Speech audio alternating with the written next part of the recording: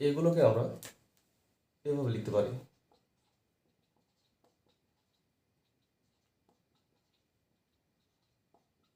এবং দেখো, প্রত্যেক পাওয়ারের হরগুলোকে যদি আমরা সমান করতে যাই তাহলে এগুলোর লসাগু করতে হয়।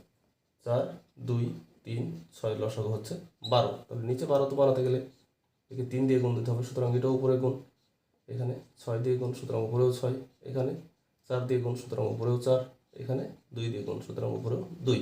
তাহলে আমরা পেলাম 3/12, 6/12, 4/12 এবং এখানে 2/12। তাহলে এইগুলোকে আমরা এখন এইভাবে লিখতে পারি, 1/12, 2, 6/12,